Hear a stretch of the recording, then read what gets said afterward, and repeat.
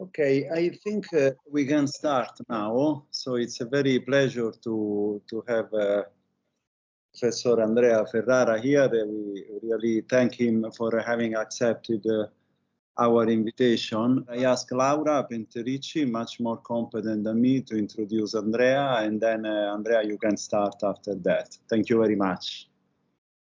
Thank you, Paolo. So as you said, it's really a pleasure to have Andrea for our joint colloquium today. And thanks again for accepting the invitation. And I hope this is really the last time we have this kind of colloquium online. So I hope you can come and visit us in person very soon. So Andrea, very briefly, Andrea is one of the world leaders in theoretical and numerical research on the formation of the first galaxies and black holes in the early universe. So he's at this full professor at the Scuola Normale di Pisa since 2008. And there he leads a very young and very active group of people studying cosmology and the birth of the first galaxies. And we had occasion to collaborate many times. So I'm really happy that he's showing today the last work. So you present the latest work on dusty normal galaxy in the Epoch of Reionization. So I'm sure it will really give us a lot of insight today on this topic. So thanks a lot, Andrea, and we can start. Well, thank you very much, Laura. Thank you very much, Paolo. And thank you both of you for inviting me at this joint astrophysics colloquium. It's an honor for me and also a pleasure to discuss science, even though in this remote manner. But let's try to make it fun anyway. So yeah, the topic today is galaxies in the Epoch of Reionization, which I define in a few moments, and I'm particularly interested in a type of galaxies that are not too big, not too small, so they are called the normal, just normal galaxies that have the property to be also dusty, so they contain a lot of dust. But so let's go step by step. And so let me define the framework on which we'll be discussing the results. So this is the timeline of the cosmic evolution, and we know that the universe went to a phase transition around Reggie 1000, when it was about 3000 K in temperature, and the gas recombined, and this is called the recombination, and the universe remained dark after that for quite a long time, about 400 million years, until the first stars were formed. This is the stars that we call population 3 stars that are yet undiscovered and are certainly one of the great mysteries in cosmic evolution. So these stars, together with also perhaps with accreting black holes, started to emit ionizing photons that thereafter start to reionize the universe. And so this is the famous epoch that we call Epoch of Reionization. So the universe turned into an ionized plasma, and that took some time, roughly 1 giga-year. And after that, we know the evolution has been enters into the realm of what we can study routinely with our telescopes. And we know the galaxies go into merger states, and they form massive clusters. So today I'd like to discuss the first galaxies that are the first that form into this ancient epochs of epoch reionization, which are then characterized by redshift larger than 6, say. Okay, so what do we know about these galaxies, EOR galaxies? Well, there's been an incredible progress in the last decade or so in understanding the properties of these galaxies, and certainly the Rome group has provided a lot of insight into these physical properties. So what do we know about them?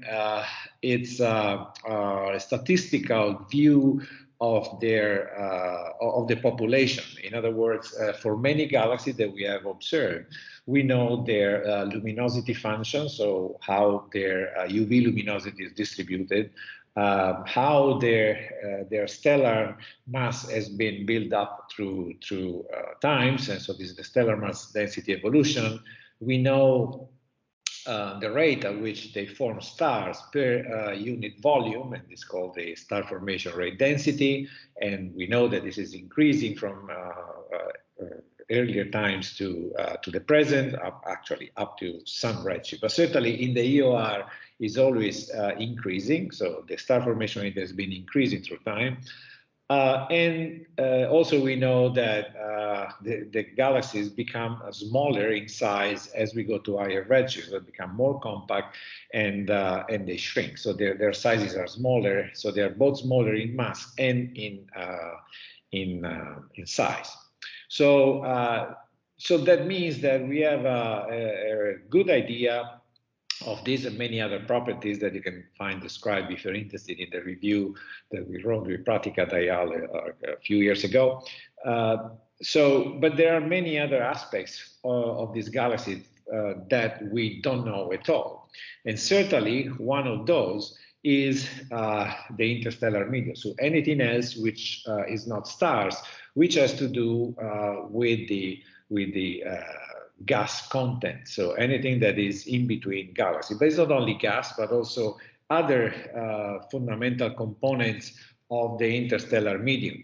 So the interstellar medium, and this is, you can think of this as a blow up of a galaxy, one of those dots in the sky.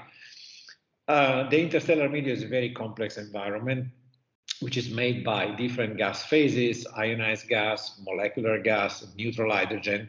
And this gas is giving birth to stars, and the stars give back the energy and heavy elements that they produce into the gas again. And so there is energy deposition via mechanical deposition of energy in forms of winds, and also in terms of radiation, like radiation pressure, ionization, heating, and so on and so forth.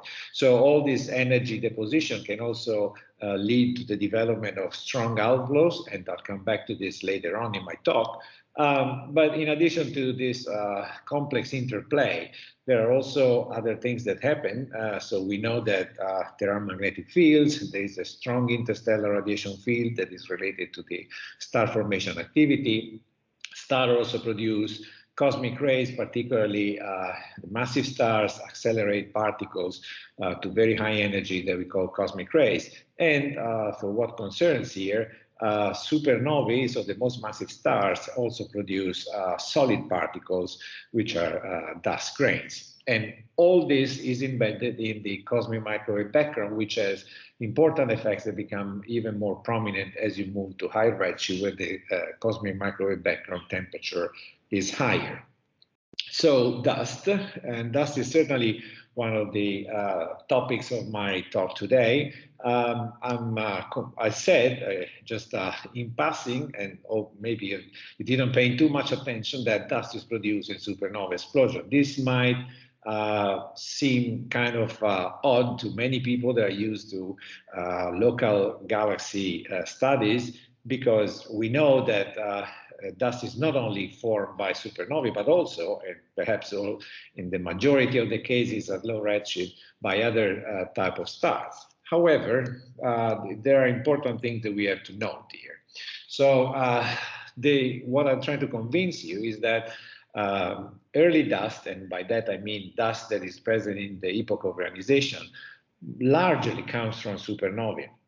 And the arguments for this come from a paper that we wrote with Paolo Todini, one of my former student, already 20 years ago, that says that there are two arguments. The first is that the evolutionary timescale of evolved stars, so the carbon and M stars or red giants, supergiants, that form the most of the dust at low redshift, when there's been enough time in the universe to do the job, is longer than the age of the universe when you go at redshift larger than 6. So there's no time essentially for these stars, for these evolved stars, to enter the phase in which they become dust producers. So that is the first argument. The second argument is that if you compare the dust yield from evolved stars, then this is about 10 times smaller than that of core collapse supernovae.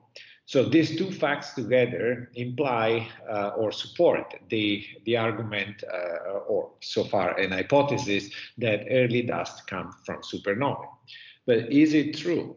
So this is the answer to this question, and that comes from a recent paper by Lesniewka and Michalovsky, in which they compared, or actually they studied what dust yields per supernovae or per AGB star is required in order to explain the dust masses that we observe in galaxies at redshift 6 and 8.3, which are the ones that so far are available, as I'll explain later.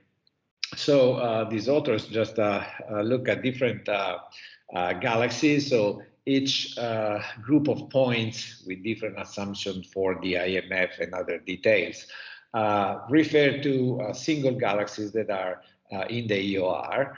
And so the upper panel shows what you get from supernovae. This is the blue line. And you see that the blue line, this is the dust yield per star form. You see that the yield from supernovae is sufficient to explain essentially the dust masses that you observe in these early systems.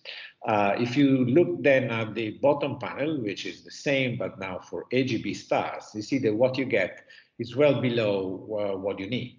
So below most of the points that we observe. That means that AGB stars alone cannot produce during that limited time the amount of dust that we observe in the system, while supernova can.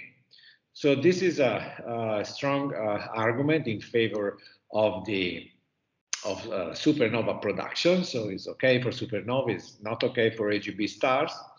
But then you may wonder, you may say, okay, dust is produced by supernovae, but it may also grow in the interstellar medium.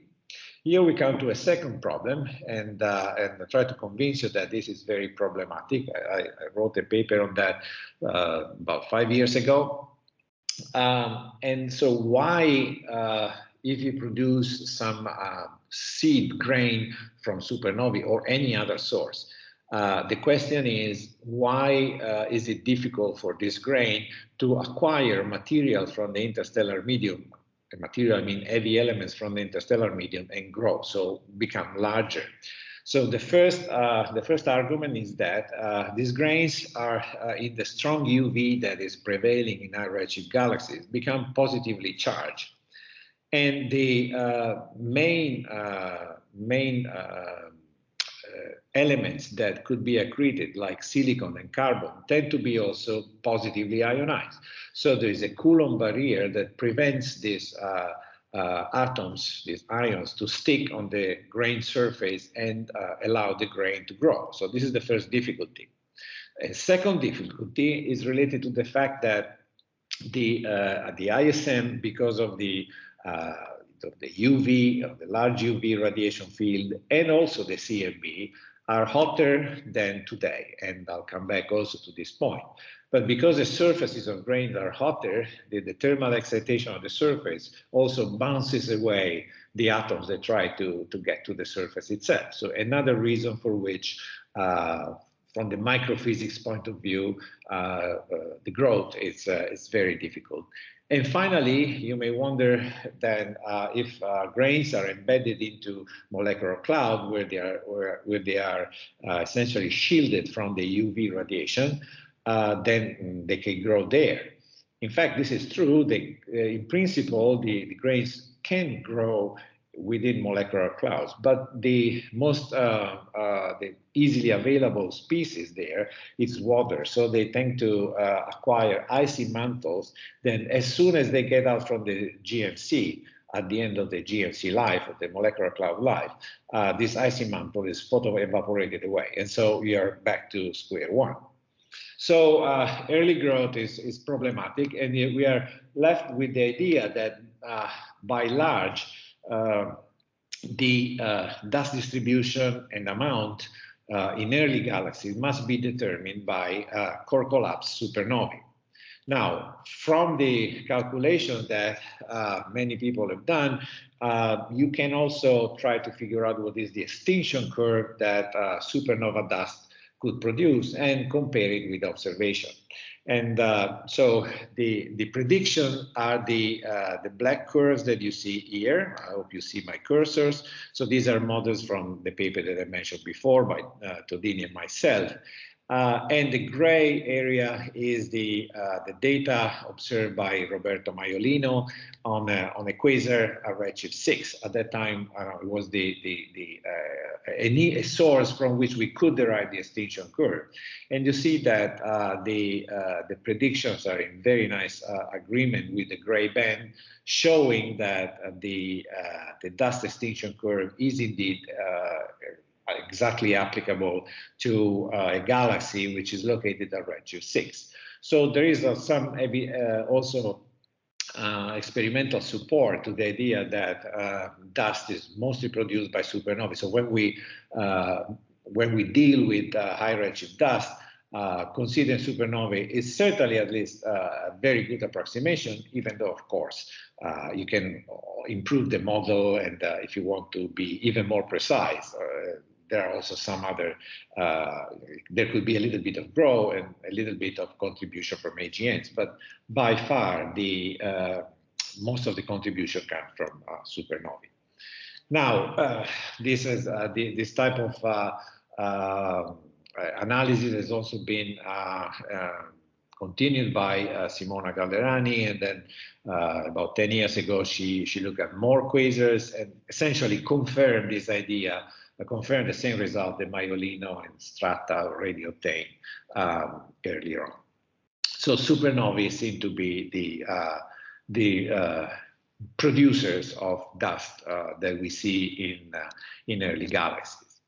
Now, the other point that is worth keeping in mind is that by collecting all the measurements that we have on dust in different galaxies at different redshift, here I'm making just a brief detour at even lower redshift. So we can produce a plot like this one, which is the dust mass density, so the amount of dust per unit per co-moving megaparsec cube. So you see the data points that we have been able to collect, and there are the lines that refer to different simulations. Now, you may notice that below redshift 1, there is a drop in the dust mass density. So this drop is certainly caused by two factors. One is due to the fact that dust is incorporated into stars that are still forming at a very high rate. And two is the fact that dust is also destroyed by the same supernovae that produce the dust. And so by combining these two elements, you can explain why there is why the drop is there. So why the dust mass is dropping. Now, this is not obvious because if you think for a second, the metal content of the universe constantly increases with redshift. It flattens a bit, but it continues to increase. And so the metals are the main ingredients out of which you form dust. So you have to explain how metals are continuing to be produced while dust starts to decrease. And as I said before, this is the combined action of star formation. So some dust goes into stars, but also some dust is destroyed. Now, the question is, how much dust is destroyed if you want to explain this drop? So from the amplitude or the importance of this drop, we can also put constraints on the amount of dust that each supernova destroys. And so in this paper, we concluded that the fact that the drop is there, but is not actually as prominent as we would have expected if we use the standard rate of supernova destruction, which is typically about 4 to 5 solar masses of dust destroyed per supernova. This fact puts an upper limit on the dust destruction efficiency, and we found that actually this drop implies that each supernova only destroys about half a solar mass of dust, so about a factor of 5 to 10 less than usually assumed. So from this data, you can also set constraints on the amount of dust destruction, which from first principle is a quantity that is very hard to constrain. So let me go back now we have the background on the dust production and evolution. Let me go back to what we know about dust in the EOR. And of course, here ALMA comes into play, because the dust, by absorbing UV radiation from stars, is also able to transform this energy into infrared emission, which can be detected by interferometers like ALMA. And so, again, since ALMA came online about 7 or 8 years ago, the number of detections in the EOR have been constantly been accumulating. And I show here 4 very amazing cases there of galaxies in which we see dust, a huge amount of dust, and they are all located in the EOR. For example, if you look at this most distant galaxy, the MAX 046, it has about 4 million solar masses of dust and is located at redshift 8.3. Or another prominent case is the so-called Watson galaxy, located at 7.5, in which the dust mass is about 6 times 10 to the 7.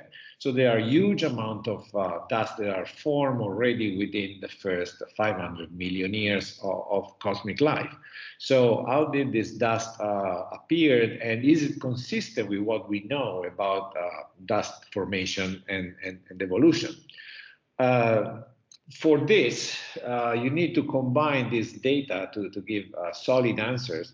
You need to combine this data with galaxy simulation, in which you also follow the metal enrichment and the dust production and all the physics that you can possibly include in the simulations. And this is one example of the simulation that we are running here in Pisa. We call that the Serra suite of simulations. So these are about 200 galaxies, all located in the EOR. And so you see here the movie showing a temperature field of the galaxy, which is at the very center.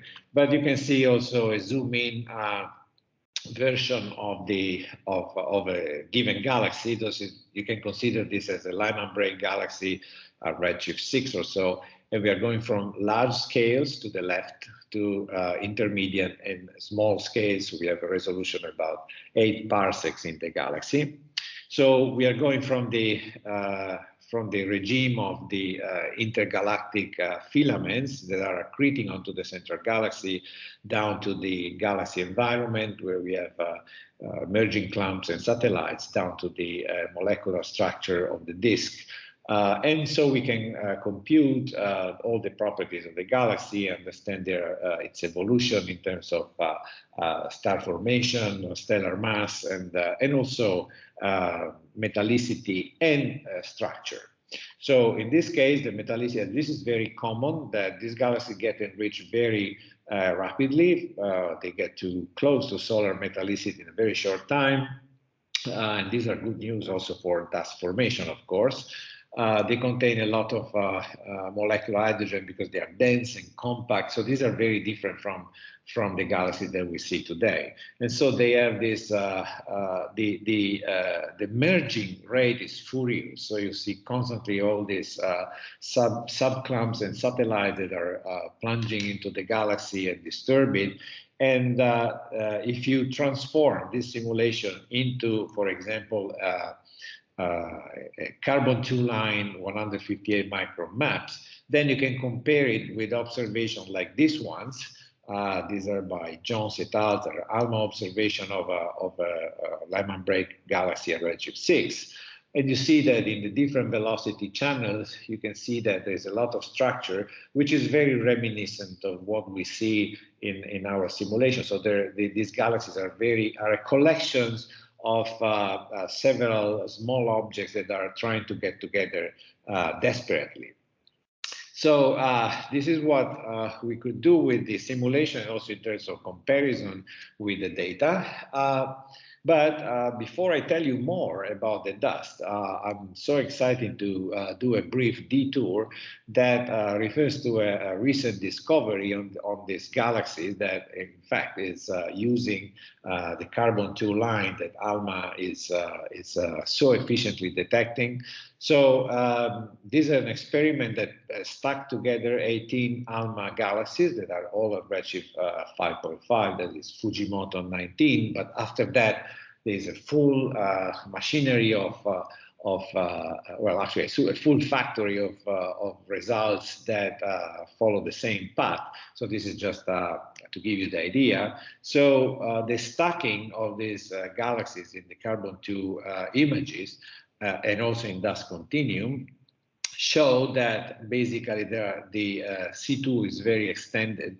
So there are extended carbon-2 halos around these galaxies, and these results are becoming more and more common. So we find them essentially everywhere.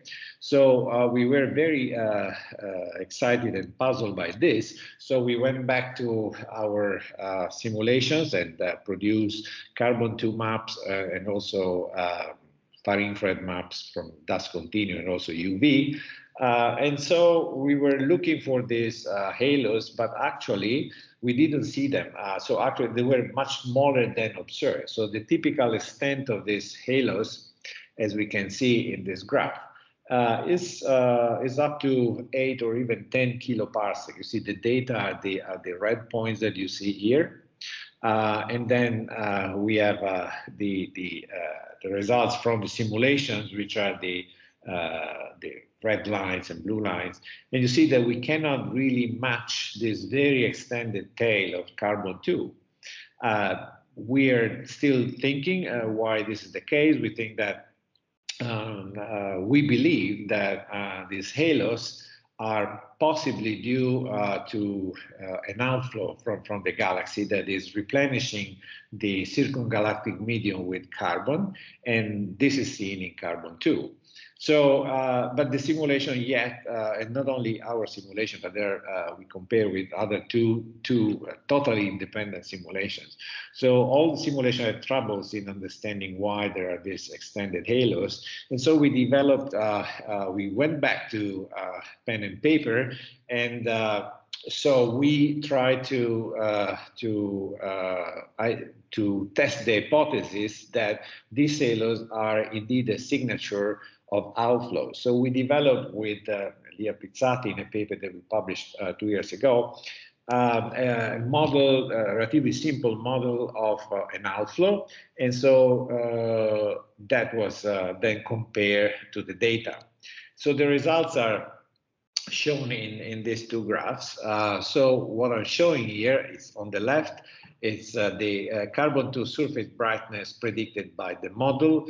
You see different curves, and the different curves are labeled in increasing loading factor order. So the loading factor is the ratio between the outflow rate and the star formation rate. So it's a pure number that we call eta. And so as you increase the loading factor, then the surface brightness increases at the price of the fact that because there is more mass, the outflow stops at the smaller radius. Now, this is the theory. Then you convolve this model with the ALMA beam, and then you try to fit the data that I showed you before, the Fujimoto papers, Fujimoto results that are the green points. And in this case, we find that there is a very good agreements with a given value of eta, which is 3.2, which, by the way, is pretty reasonable. So that means that these extended halos can be explained by an outflow that is launched from the galaxy, which is cooling down, and the gas becomes neutral, contains a lot of carbon-2 that you see in this extended emission from the halos. Of course, this wasn't just the first attempt. We are now the data are accumulating, and we're trying to improve our model to test it further. But that would be a fantastic way to trace outflows from galaxies in these very remote epochs. So after this detour, let me go back to dust. So what type of observation do we have? I told you already that ALMA has been fundamental in advancing the field. And so this is an image of the galaxy at redshift Z 8.4. It is called YT4. So this is a lens galaxy, one of the Hubble frontier fields. And you see that these are the images, the 3 images in 3 bands, in 3 ALMA bands, and also in the near infrared corresponding to rest frame UV. So if you feed the SCD, then you would say that this galaxy has a star formation rate of 20 solar masses and a stellar mass of 2 × 10⁹. But so when we try to do the fit, is that from our simulation that contain also the full radiative transfer, then this is the SCD, by the way, what we found was just that the following images that we reproduce from the simulations after doing the radiative transfer. And so on the left, we have the simulated UV map between 1,000 and 3,000 angstrom. And on the right, you have the simulated infrared map that is all the emission between 8 and 1,000 micron, that you would call the total infrared luminosity of the galaxy.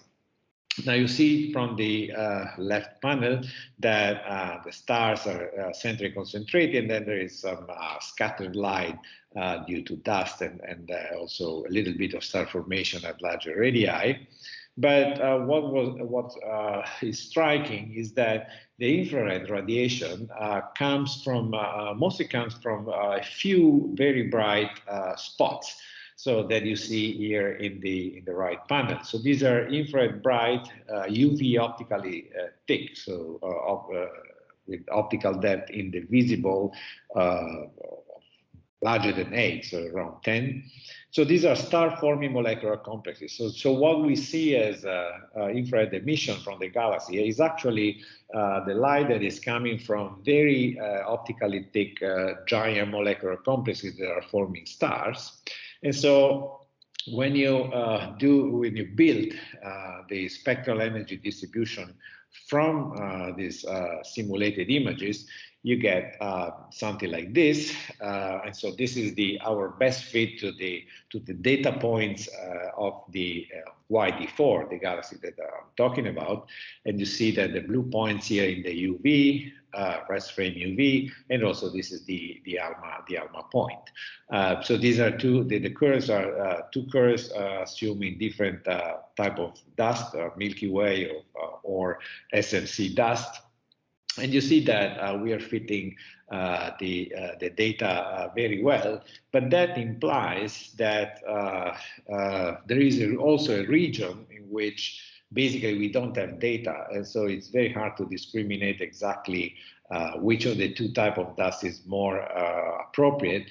There is not much. I mean, after Spica was cancelled, I think for the moment the only hope perhaps is just to if the Russian instrument Millimetron will be launched at some point, and nominally that would be fantastic, because you see here that the sensitivity would be more than enough to detect the emission from this galaxy even in the mid-infrared. But we don't have that. But nevertheless, after doing all this exercise, we found something very interesting, that the dust, the temperature of the dust that we find in the simulation that fits the experimental data points is very large. And here I'm showing you the dust temperature distribution, so the PDF for the temperature distribution, and the green part is luminosity weighted, while the cyan part is mass weighted. So you see that the luminosity weighted temperature is very high, actually peaks at around 90 K plus or minus 23, and so the dust is hot. In these galaxies, we find that as you go to higher redshift, the temperature tends to increase more and more. So basically, this has to do with what I was telling you before, that these galaxies are small and compact, and they have large star formation rates. That implies that they have a very large star formation rate per unit area.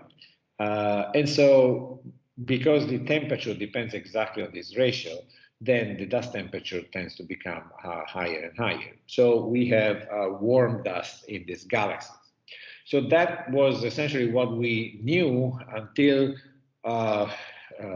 essentially last year, when we finally had the possibility to have a dedicated ALMA large program, which is called REBELS. REBELS stands for Reionization Era Bright Emission Light Survey.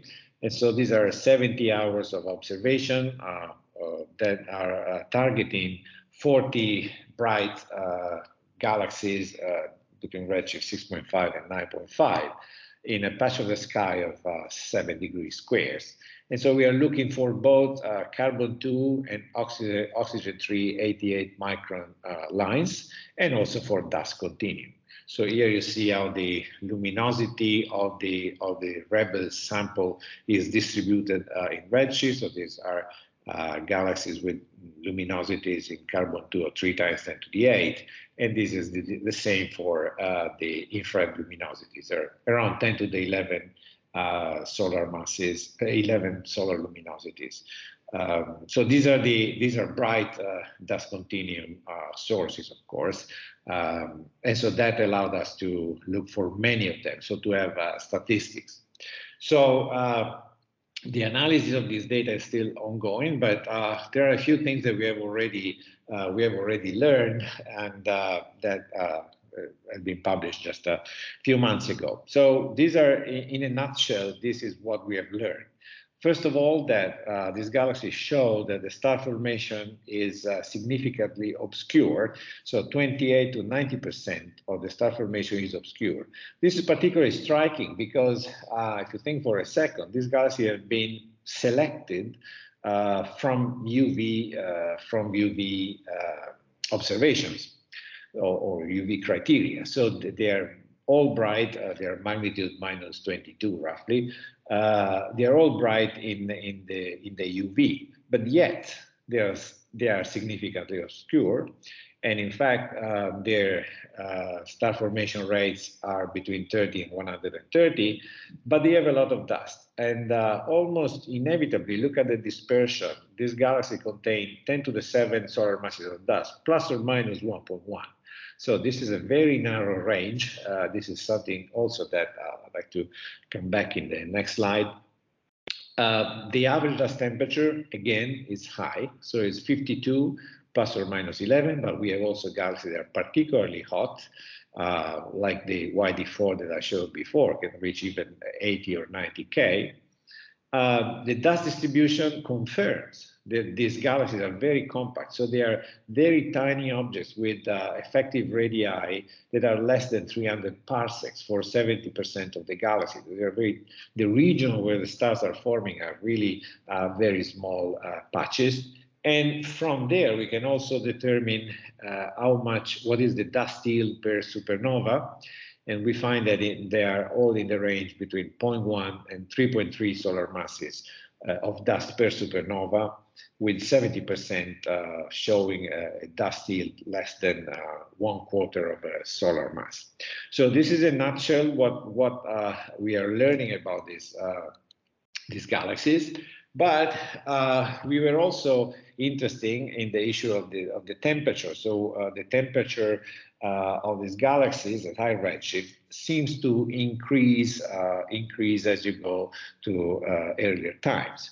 So this is a plot that shows this behavior. So it's the TD, which is the dust temperature, versus redshift, and moving from low redshift to high redshift, we see that there are data points that comes from relatively low redshift between 1 and 2 data. They're coming from Candles fields data, for example. Then we have intermediate redshift data. There are the Alpine galaxies that are coming from another intermediate redshift ALMA program.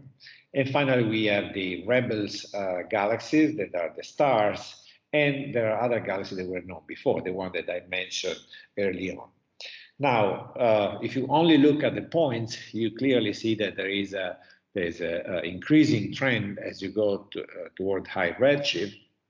And this increasing trend is essentially due to the fact that we think, or our interpretation, is due to the fact that the depletion time of galaxies, which you can show, and we show it in the Somo Vigo paper that I'm referring to. So the temperature of the dust is inversely proportional to the depletion time of galaxies.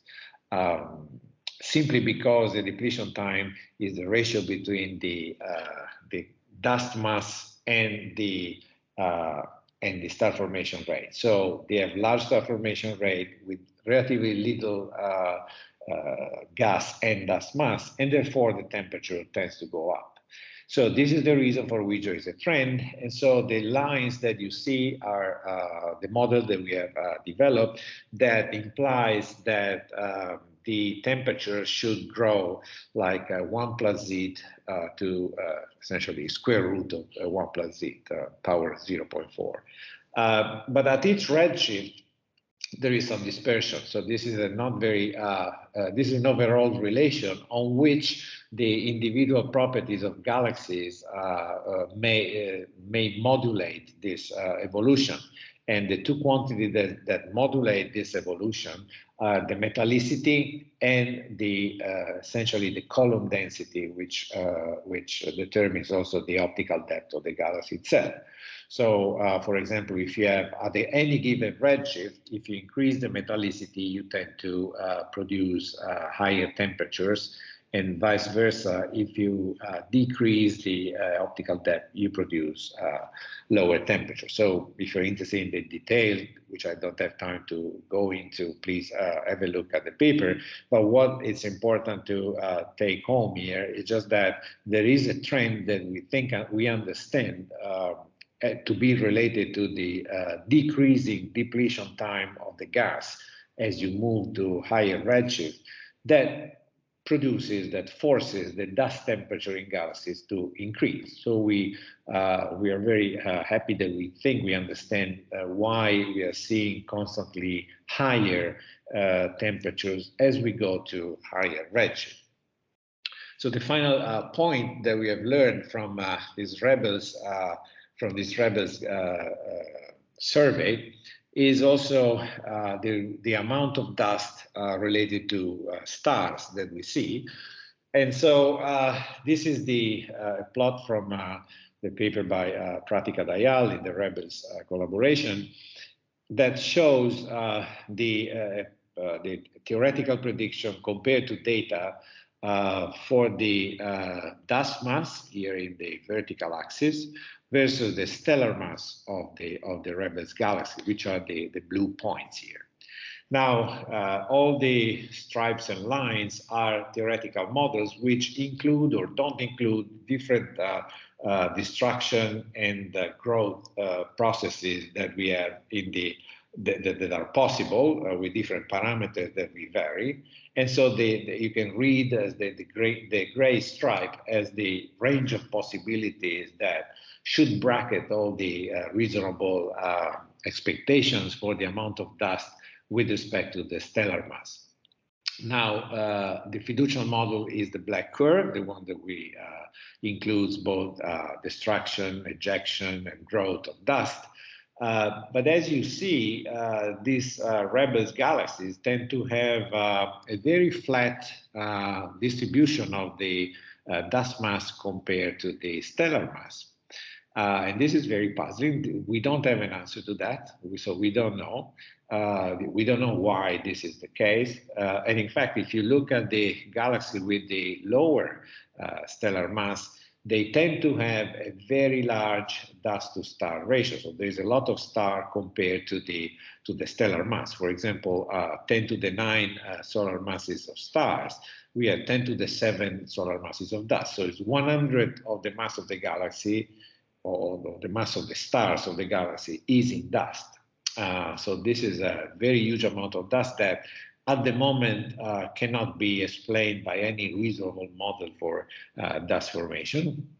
And something that we cannot also explain is why some of these galaxies are sitting down here in this region that should be avoided, and also have the dust mass seem to be independent of the stellar mass.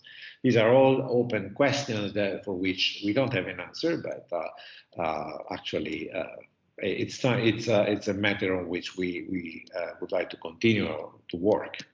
And related to that, from the same model, same paper, we also fit the luminosity functions of the Rebels galaxy, which of course depend on the amount of dust they have, because the most dust you put, the more the galaxy is absorbed, and the steeper the luminosity function becomes. So the fiducial model in this case, which is again the black line, seems to do a very good job of describing the data points that we observe. There are also points, of course, from previous surveys. So this is the luminosity function on redshift 7, and so this is the Rebels range in terms of magnitudes. But if you allow to the dust grow, as I was mentioned at the very beginning, dust grow would steepen this the luminosity function to levels that are inconsistent with the observed data. So in other words, the dust is required to fit the UV luminosity function, because otherwise galaxy, particularly the bright end, would be too bright. But at the same time, you can't have too much dust, and therefore you have to prevent dust grow, because otherwise the bright end would become too steep. So I'm basically done now, and so let me go to a brief summary of what I've said. So in terms of this structure, these early galaxies are very compact and dense. They are small.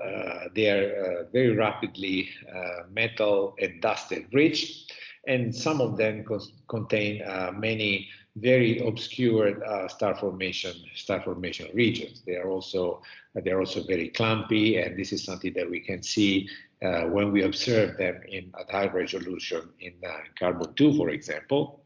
And carbon-2 is definitely the workhorse for the study of the interstellar medium, together also with other far-infrared lines. We have been discovering that these galaxies contain a very large and extended emitting halos, whose origin is probably can be the outflows.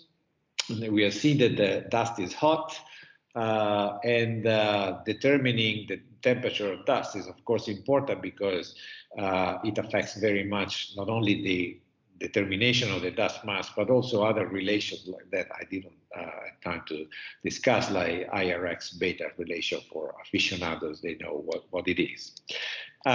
Finally, what we have learned from Rebels is that even galaxies that have been selected from the UV contain plenty of warm dust, of the order of 10 to the 7 solar masses in dust, and the dust temperature increases with redshift, and we understand that this is due to the shorter depletion times that characterize these early systems. And in order to produce the UV luminosity that we observe, then the obscure fraction has to be of the order of 20 to 90% in order to correctly produce the available data. Thank you very much.